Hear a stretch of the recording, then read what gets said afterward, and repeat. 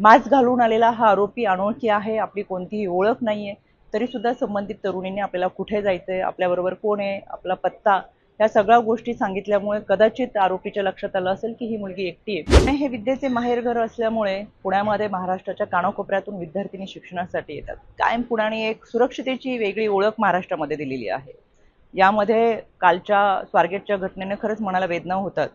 काल सकाळी 6 सव्वा 6च्या दरम्यान स्वारगेट आगारामध्ये एका 26 वर्षाच्या तरुणीवर अत्याचार झाला। संबंधित तरुणीने 9 वाजता स्वारगेट पोलीस स्टेशनमध्ये तक्रार दाखल केली आणि त्या ठिकाणी कार्यरत असलेल्या डीसीपी स्मार्तना पाटील असतील, पोलीस अधिकारी पूनम पाटील असतील यांनी तातडीने तपास कार्य हातामध्ये घेतलं। याच्यामध्ये त्या भागातील सगळे सीसीटीव्ही फुटेजचे कॅमेरे चेक करून त्या संबंधित तरुणीने आरोपीची सांगितलेली ओळख आणि त्या अनुषंगाने तयार केलेले स्केचेस असतील, फोटोज असतील, या अनुषंगाने पोलिसांची 8 पथकं ही कालपासूनच ग्रामीण शहरी भागामध्ये रवाना करण्यात आलेली आहेत।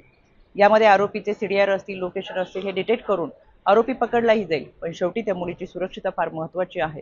तिचं आयुष्य हे लाख मोलाचं आहे। त्याच्यामुळे अशा घटना घडूच नाही याच्यासाठी सतर्क राहणं फार गरजेचं आहे।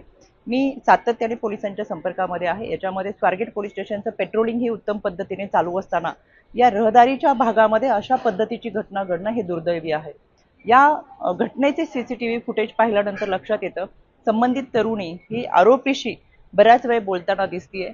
मास्क घालून आलेला हा आरोपी अनोळखी आहे, आपली कोणतीही ओळख नाहीये, तरी सुद्धा संबंधित तरुणीने आपल्याला कुठे जायचंय, आपल्याबरोबर कोण आहे, आपला पत्ता, या सगळ्या गोष्टी सांगितल्यामुळे कदाचित आरोपीच्या लक्षात आलं असेल की ही मुलगी एकटी आहे आणि आरोपीने सांगितलं की मी तुला बस दाखवतो, माझ्यासोबत चल, आणि यामुळे ती तरुणी त्या आरोपीसोबत गेलेली आहे। मला महाराष्ट्रातल्या माझ्या सर्व लहान भगिनींना या निमित्तानं आव्हान करायचं आहे, कोणत्याही अनोळखी व्यक्तीवर विश्वास ठेवू नका, आपली कोणतीही माहिती अनोळखी व्यक्तींना देऊ नका। इतकंच काय, सोशल मीडिया आणि फेसबुकवरती सुद्धा जर कोणी फ्रेंड रिक्वेस्ट पाठवत असेल तर सहजासहजी त्याला बळी पडू नका। शेवटी माणसांच्या कळपामध्ये हिंस्र श्वापादांची संख्या दिवसेंदिवस वाढतीये। आपली सुरक्षा आपल्या हातामध्ये आहे। महाराष्ट्र पोलीस, राज्य महिला आयोग, महाराष्ट्र शासन हे आपल्या सुरक्षितेसाठी सतर्क आहेत, पण आपण देखील सावधगिरीच्या भूमिकेमध्ये असावं। अनोळखी व्यक्तींवरती विश्वास ठेवू नका। कोणतीही माहिती हवी असल्यास त्या भागातल्या शासकीय यंत्रणेकडे चौकशी करावी। स्वारगेट भागामध्ये आपल्यासाठी मदत कक्ष आहे किंवा 112 या क्रमांकावरती 1098 1091 या क्रमांकावरती माहिती विचारली तरी सुद्धा आपल्याला माहिती मिळू शकते। म्हणून महाराष्ट्रातल्या माझ्या या सर्व विद्यार्थिनींना, लहान भगिनींना मला या निमित्तानं आव्हान करायचंय, सतर्क रहा। अनोळखी व्यक्तींच्या कोणत्याही दिशाभूल होत असताना त्याला बळी पडू नका।